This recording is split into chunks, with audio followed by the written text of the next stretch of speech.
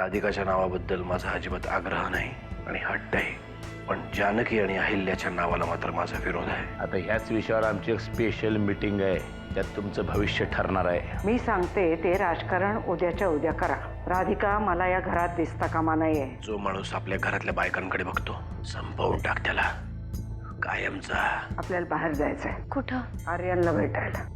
राधिका तू जर अशीच माझ्या बरोबर राहिलीस ना तर तो दिवसही नक्कीच दिसेल मला.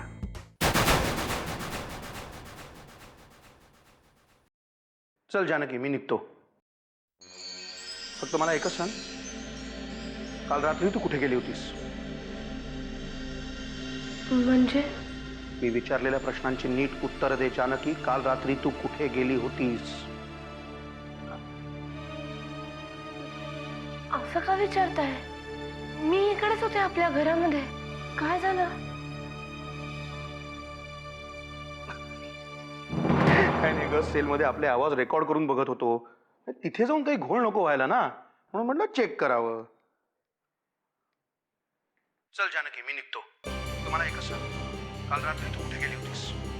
म्हणजे मी विचारलेल्या प्रश्नांची नीट उत्तर दे जानकी. काल रात्री तू कुठे गेली होतीस? असं का विचारताय? चला आता पुढचं काम उरकून टाकू. मी आणि आत्याबाई सुद्धा तिकडे येतोय. या, मी पुढे जातो आणि आत्या तिथे आल्यानंतर तिच्या हातात सरळ पुरावाच ठेवतो. फक्त वामन दादा जरा जपून. सध्या ग्रह फिरलेत आपले. चांगलं करायला गेलं की काहीतरी वाईटच घडतं आपल्या बाबतीत.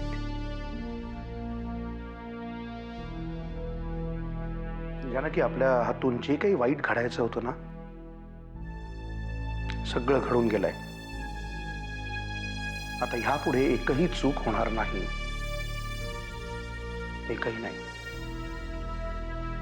डोंट वरी. मी जातो.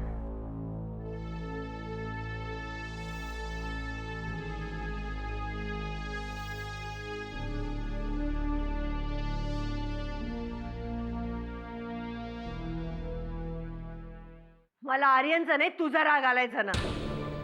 अरे तो लहान आहे पण तुला अक्कल आहे ना. तुला माहिती आहे आजपर्यंत माझ्या आणि नरसिंहाच्या वादापासून मी त्याला दूर ठेवत आले, पण तू त्याला साथ दिलीस आणि म्हणून त्याचं फावलं. यात आर्यन बाबाची काय चूक आहे? सांग ना, त्याची काय चूक आहे ती? अरे तुम्ही दोघांनी मिळून त्या निष्पाप मुलीच्या आयुष्याची माती केली. काय माती केली? तिला ज्या पोराशी लग्न करायचं होतं त्याच्याशीच लग्न झालं ना तिचं.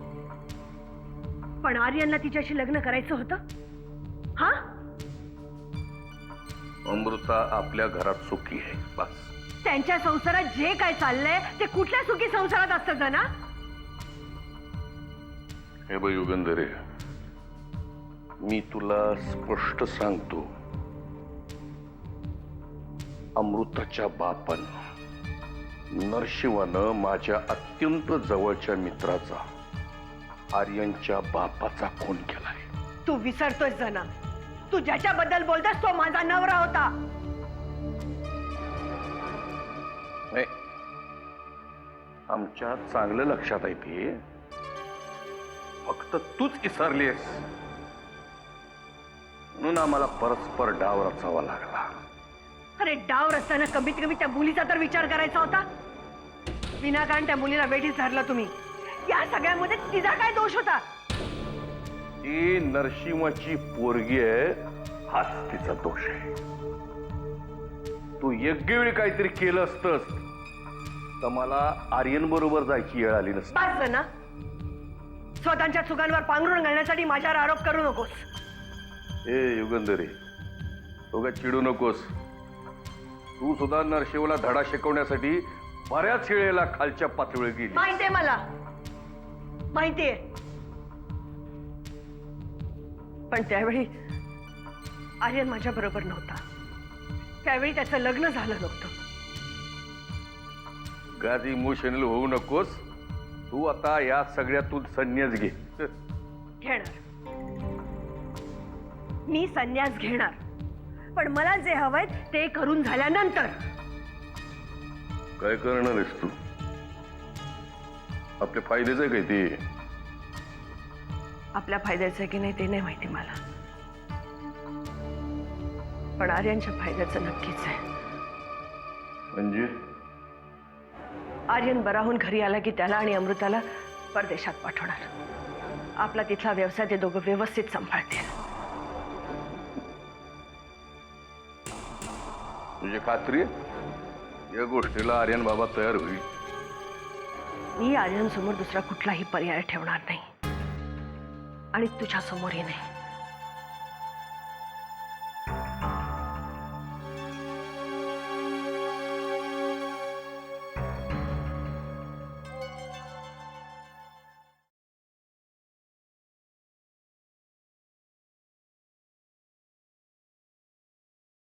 तुम्ही मला बोलावलं तात्याबाई?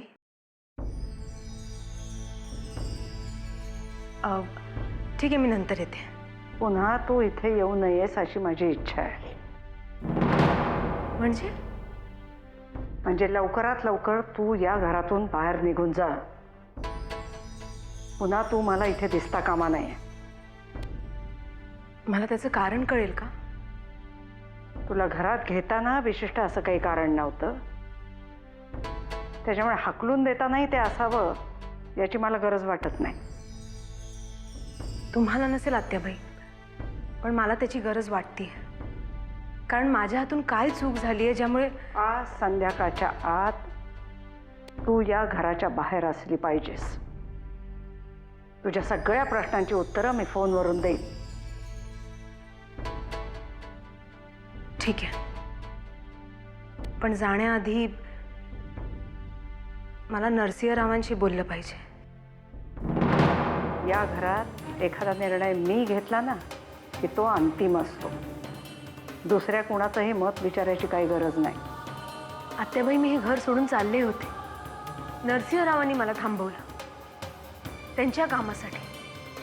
मी त्यांच्याकडे कामाला आहे. कमीत कमी 300 ते 400 लोकांना महिन्याला पगार देतो आम्ही, पण त्यातलं कोणी इथे राहत नाही. अगदी वाकणीसांसारखा निष्ठावंत सुद्धा.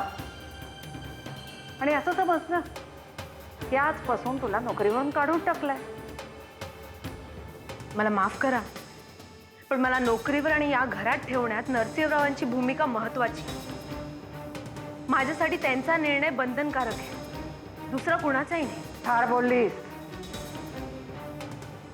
आज संध्याकाळच्या आत तू या घराच्या बाहेर असली पाहिजे, नाहीतर जबरदस्तीने तुझं सामान रस्त्यावर टाकून देण्यात येईल. आत्याबाई, खरं तर मी तुम्हाला विरोध करू शकते, पण माझी ती इच्छा नाही. ठीक आहे, मी जाते इथून, पण मी नरसिंहरावांकडे काम करायचं की नाही हे मला तुम्ही नाही सांगू शकत.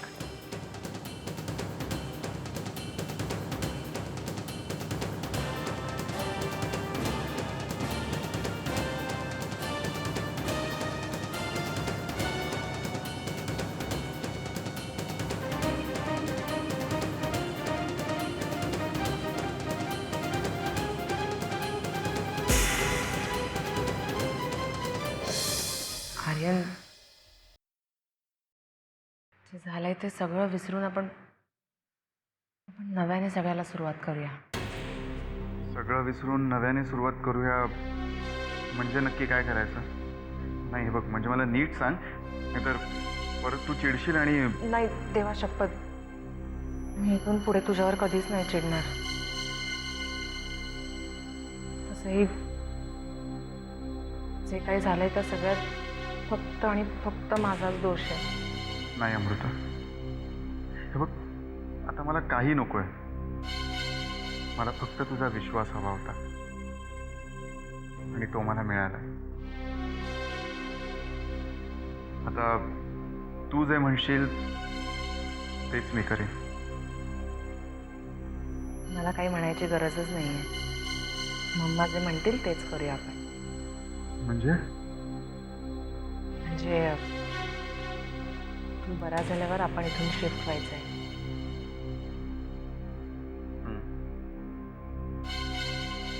लंडनमध्ये मम्माचं एक बिझनेस पार्टनर आहेत. मी त्यांच्याकडेच काहीतरी काम बघेन तिकडे.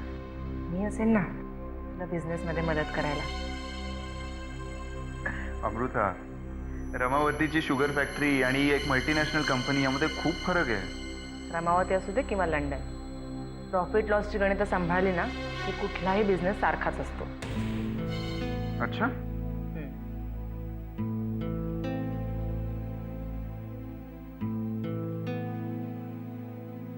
यु नो व्हॉट अमृता, आज तू खूप गोड दिसतेस. Seriously, you are looking very beautiful today. आज तुझं बोलणं वागणं सगळंच खूप आवडतंय मला.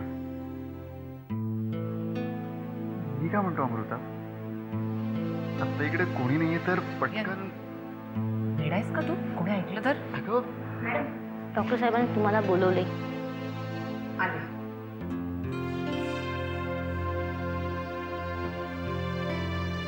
जा, पटकन जाऊन पटकन ये. म्हणजे मग आत्ता अर्धवट सोडलेलं काम पूर्ण करता येईल. मी वाट पाहतोय तुझी. आर्यन आले.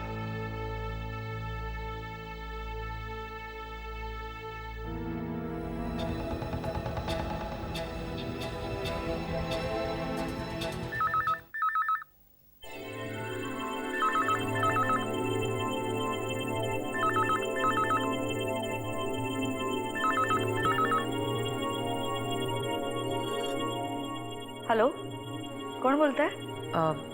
मी अमृता बोलते. बाबा आहेत का? हो, सरतापे मॅडम बोलतायत. काकू, टोमणे मारायची काही गरज नाहीये. बाबांशी बोलायचं होतं म्हणून फोन केलाय. अगं, यात टोमणा कसला? सरतापे मॅडम म्हंटल मी. तुझं आडनाव आहे ना सरतापे? हे बघ, मला तुझ्याशी बोलायला वेळ नाहीये. मला बाबांशी बोलायचंय. मगापासून त्यांचा फोन लागत नाहीये. आउट ऑफ कव्हरेज एरिया येतोय. येणारच. ते आता विमानात असतील, दिल्लीला गेले. मंत्रीपदाची माळ आज त्यांच्या गळ्यात पडणार आहे. सगळी वरात घेऊन गेले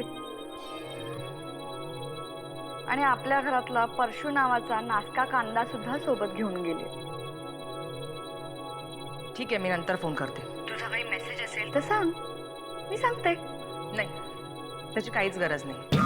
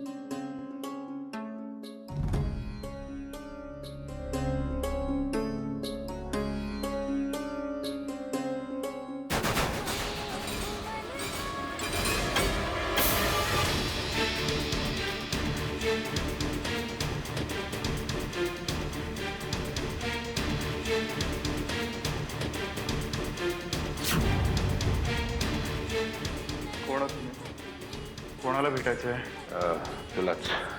ओळखलं नाही मी तुम्हाला. मी यमदूत.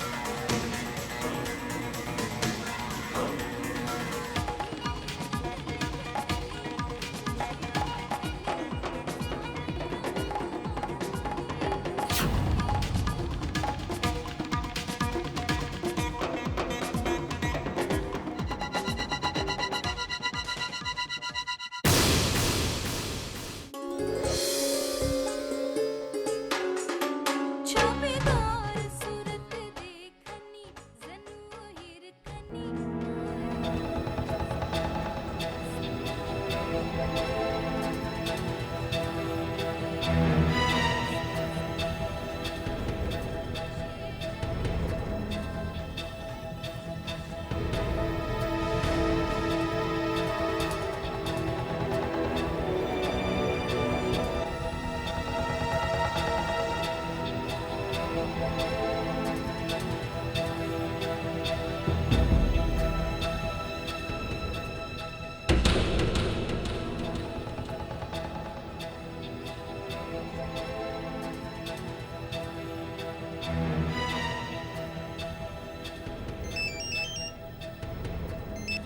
Hello sir. नाही सर, मी सांगितलं होतं आज मी येणार नाही म्हणून. इनफॅक्ट उशिरा येणार आहे म्हणजे. नाही ना, मी सर आत्ता एका वेगळ्या कामात आहे. हो, नाही नाही तसं नाही, मी आल्यानंतर बघतो ना. हां, मी आय एम सॉरी. हो हो सर, डेफिनेटली मी बघतो आल्यावर. Okay, thank you sir. Bye.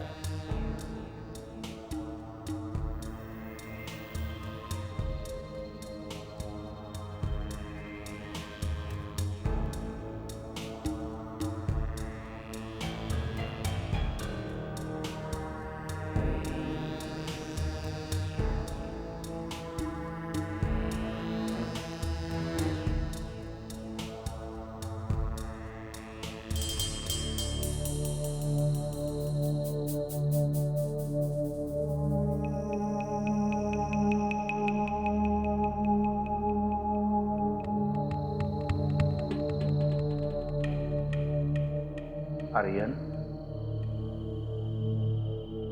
Aryan,